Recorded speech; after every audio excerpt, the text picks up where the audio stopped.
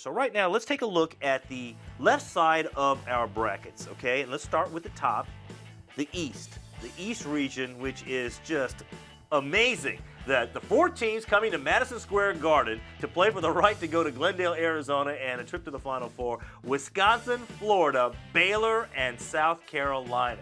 Now, by seeds, Baylor and Florida, not a surprise, I guess, because you expect that they would make their way through, right? Although I don't know if a lot of people thought that both of those teams would make their way through to New York, right? Certainly, South Carolina, Wisconsin, we're not expecting. Yeah. It's going to be interesting to see the attendance of the fans coming to New York City, because this is unexpected. And maybe that will draw the fans to come out, right, to support their teams, because, wow, a chance to go to New York, play in the Mecca, and also have a chance for the Final Four. Let's take a look at that West region, which was pretty bizarre as well, right? So Gonzaga, we know, is a very well-balanced team, so for them to come out isn't that surprising. Press Virginia, though, with that really tough defense, you know, beating Notre Dame, who we saw Bonzie Colson has been really strong for that team all season long, but weren't able to do it. Press Virginia presses on. And then Xavier, who unbelievably beats Florida State. I mean, you want to talk about a team that wasn't seeded properly, because they beat Maryland and Florida State, and Xavier, an 11 seed, moves on. They will face Arizona. And so you say unbelievably, but I actually had Xavier going out to this point. I did believe that the X-Men would make it this far. I say in fact, this is exactly how I had my bracket. I say unbelievably because of the way they were seeded. I don't think that they were an 11 seed in this tournament. Yeah. But that was clear. There were some teams that if the selection committee could do over on some of the seedings, Xavier would certainly fall in that rank, and I think probably Wichita State. I would hope that Wichita State would also be higher than a 10 seed.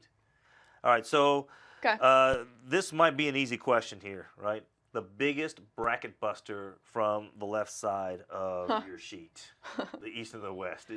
Mine was Villanova.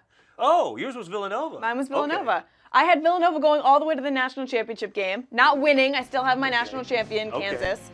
But I think Villanova, to me, the first big bracket buster of the weekend, and the one that really just blew up my East region and my national championship game. I mean, you had these guys that I thought were going to get it done, the Josh Hart, Chris Jenkins, Darryl Reynolds, and they weren't able to do it. Although I really do believe, thinking back, even though hindsight's 2020, that this Villanova team overachieved from what they were able to do last season, and now with all of the pressures on them this year and how they had a lot of injuries early on in the year, I still think they overachieved. No, I was really surprised at how many people thought that they could win a national championship again. Yes, of course they can, but would they be able to get through the gauntlet once again? I really have my doubts about that. Jay Wright, to his credit, he said he was concerned about Wisconsin, calling them a great number 8 seed, and compared them to Butler, which beat Villanova twice during the season. And so he was spot on that, because Wisconsin did end up beating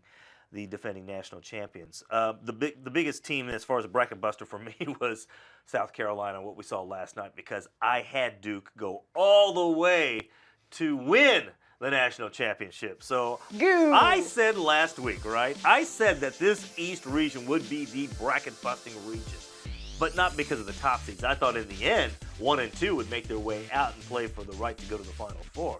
I thought in between there, we'd see a lot of double digits making their way to the Sweet 16 and or through the bracket there, and it really didn't come to fruition there.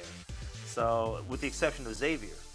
But congratulations to South Carolina. Frank Martin and his club, they just did a number on Duke.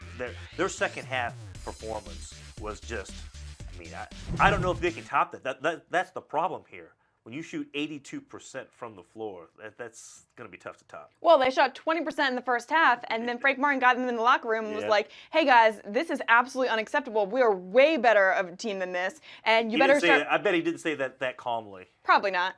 But you better start believing in yourselves, because you know that we can do this. And Duke fell apart in the second half. You saw these guys, you know, just kind of looking at each other, shaking their heads. Luke Kennard looking like a baby there on the court. So... pretty remarkable. And then South Carolina, they move on to face Baylor. Congratulations. How about that? That's Your team. That's your reward.